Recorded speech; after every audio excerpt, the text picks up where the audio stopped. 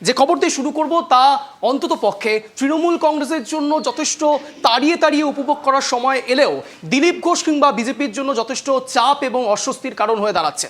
কেন বলছি? তার কারণ গতকাল সরাসরি বুধবার যখন দীঘায় সস্ত্রীক দিলীপ ঘোষকে দেখা গেল মুখ্যমন্ত্রী মমতা বন্দ্যোপাধ্যায়ের পাশে, তারপর থেকেই বিজেপির অন্দরে নানান রকম জল্পনা। তারপরে আজ কোলাঘাটে যখন দিলীপ ঘোষ সরাসরি চা চক্রে যোগ দিতে যাচ্ছেন, তখন সরাসরি বিজেপি সমর্থকদের রোষের মুখে পড়তে হচ্ছে দিলীপ ঘোষকে। কি বলছেন তিনি, শোনাব। আর এই দালালরা যেদিন থেকে পার্টিতে এসে বিজেপির গন্ধও চলে গেছে, বিজেপির স্বাদও চলে গেছে। বুধবার দীঘায় জগন্নাথ মন্দির দর্শনের পর অতিথিশালায় মুখ্যমন্ত্রীর সঙ্গে আলাপচারিতায় দেখা যায় বিজেপি নেতা দিলীপ ঘোষকে। এরপরে শুরু হয় জল্পনা, তাহলে কি পদ্ম শিবির ছাড়ছেন তিনি? মুখ্যমন্ত্রীর সঙ্গে দিলীপের সাক্ষাৎকার যেন প্রশ্ন তুলছে রাজনৈতিক মহলে। ২৬শে নির্বাচনে মুখ্যমন্ত্রীর পাশে দেখা যাবে দিলীপকে। বৃহস্পতিবার স্ত্রীকে সঙ্গে নিয়ে দীঘায় প্রাতঃভ্রমণ থেকে ফিরে সাংবাদিক বৈঠকে একাধিক মন্তব্য করলেন দিলীপ ঘোষ।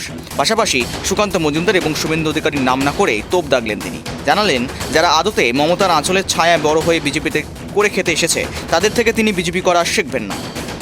এই ঘটনাকে নিয়ে বহু রকম তর্ক বিতর্ক শুরু হয়ে গেছে। ভগবানকে তর্কের উপরেই রাখা উচিত, কিন্তু অভ্যাসবশত অনেকে বিতর্ক শুরু করেছেন।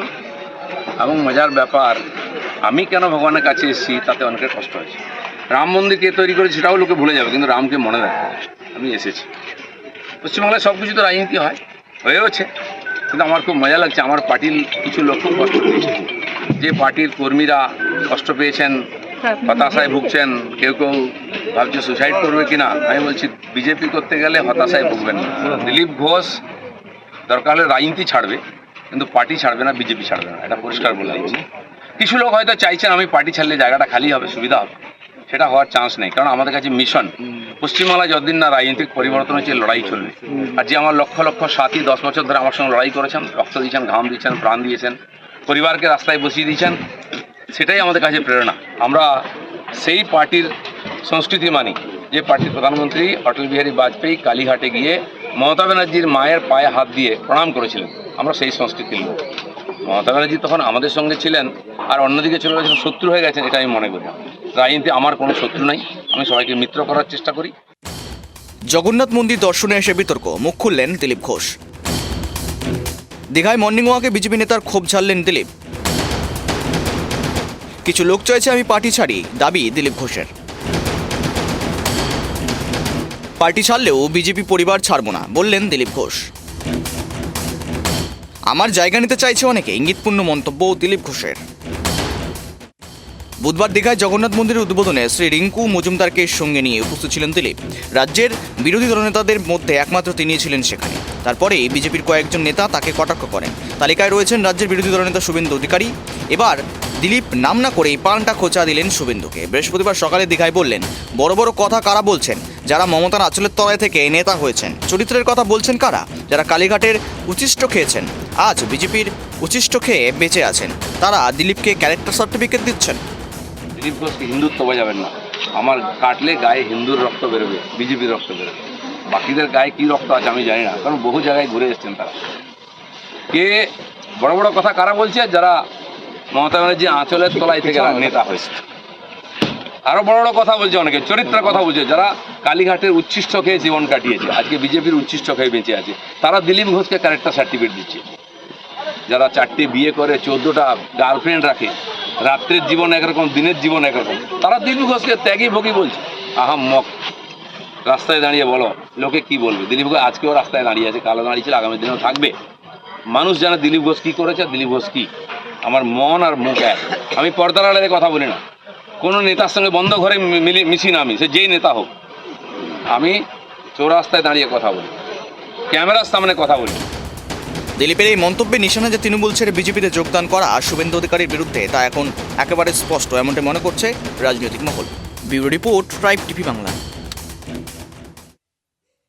না, এবার লড়াই বিজেপি ভার্সেস তৃণমূল নয়, এবার লড়াই হচ্ছে দিলীপের বিজেপি ভার্সেস ভেজাল বিজেপি। ঠিক শুনছেন, তার কারণ ইতিমধ্যেই দিলীপ ঘোষ সরাসরি বলছেন শুভেন্দু অধিকারীর নাম না করে সরাসরি কটাক্ষ করা হচ্ছে দিলীপের পক্ষ থেকে। উল্টো দিকে দিলীপ ঘোষের বিরুদ্ধে কোনো রকম কোনো বিষয়ে কড়া নাড়তে নারাজ সরাসরি বিরোধী দলনেতা শুভেন্দু অধিকারী। দেখুন 2020 সালের ডিসেম্বরে যখন শুভেন্দু অধিকারী সরাসরি তৃণমূল থেকে বিজেপিতে যোগদান করলেন, তখন থেকে বিজেপির মধ্যে অন্তর্দ্বন্দ্ব শুরু হয়েছে দীর্ঘদিনের। উল্টো দিকে বর্ধমান দুর্গাপুরের দিকে যদি আপনারা তাকান, লোকসভা কেন্দ্রে যখন দিলীপ ঘোষকে দেওয়া হয়েছিল তখন সরাসরি দোষ কার উপর পড়লো? বিরোধী দলনেতা শুভেন্দু অধিকারীর উপরে। খুব স্বাভাবিকভাবেই বিরোধী দলনেতা শুভেন্দু অধিকারী ভার্সেস দিলীপ ঘোষের এই লড়াই এবার আরও বেশি তুঙ্গে হয়েছে। তার কারণ দিলীপ ঘোষ দীঘায় পৌঁছে গিয়েছেন মুখ্যমন্ত্রীর আমন্ত্রণে, আর ঠিক সেখান থেকে প্রশ্ন উঠতে শুরু করলো, তাহলে কি এবার দিলীপ ঘোষের বিজেপি ভার্সেস ভেজাল বিজেপি বলতে শুভেন্দু অধিকারীর বিজেপির প্রসঙ্গ বারবার করে উঠে আসছে। এক্ষেত্রে যদিও বা শুভেন্দু অধিকারীকে প্রশ্ন করলে পরে শুভেন্দু অধিকারী কার্যত এড়িয়ে যাচ্ছেন। দেখুন,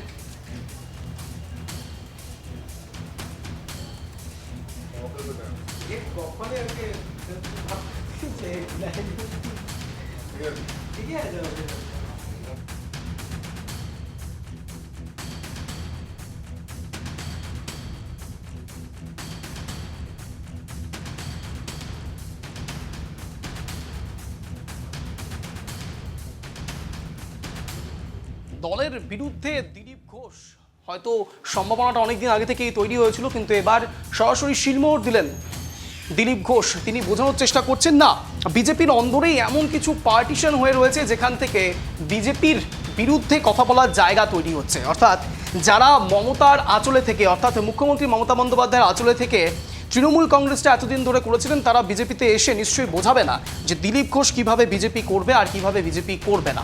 অর্থাৎ সরাসরি দিলীপ ঘোষের বিদ্রোহ ঘোষণা একটু ইনডিরেক্টলি হলেও, পরোক্ষভাবে হলেও বিদ্রোহ ঘোষণা করছেন দিলীপ ঘোষ।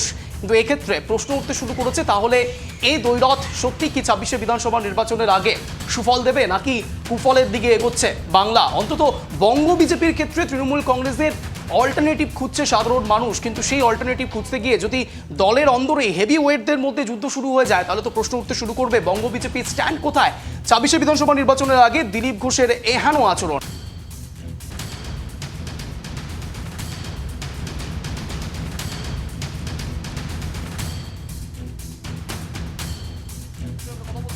আমাদের সঙ্গে বিজেপি নেতা অম্লান ভাদুরী। অম্লানবাবু, আপনাকে স্বাগত ট্রাইব টিভি বাংলায়।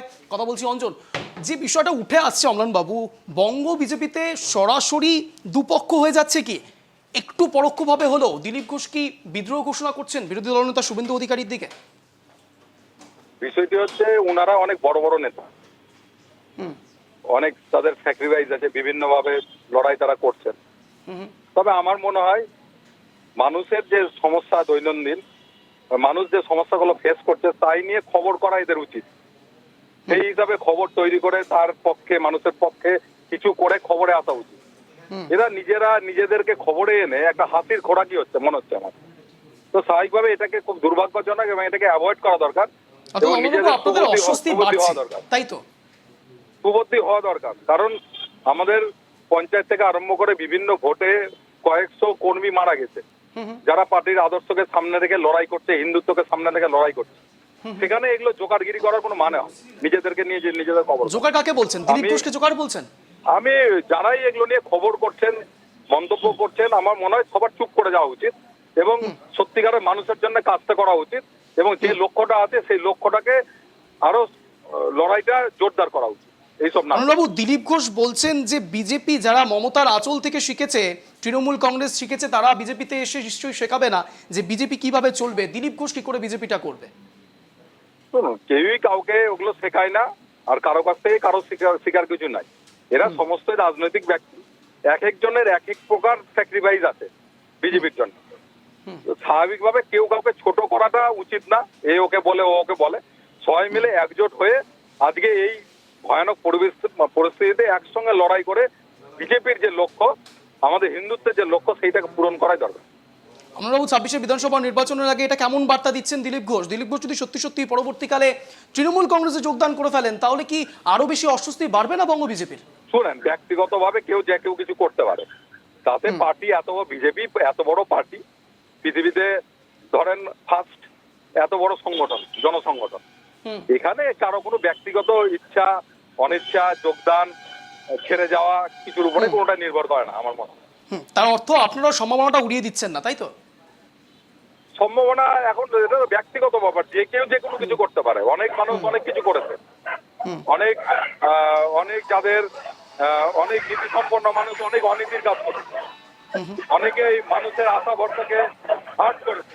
করতেই পারে, সেটা করতে পারে, সেটা তো আর কেউ আটকাতে পারবে না, কারণ সবাই সাবালক এবং আমাদের দেশে গণতন্ত্র সংবিধান মানুষকে এই অধিকার দিয়েছে তার নিজের ইচ্ছা মতো সে জীবন কাটাবে, কোন দল করবে কি করবে সেটা ইচ্ছা দিয়েছে এবং সেটা তার উপরে নির্ভর করবে। কিন্তু সেটাতে আমার মনে হয় না বিজেপির মধ্যে এত বড় দলের কোনো কিছু ক্ষতি বা কোনো কিছু হবে।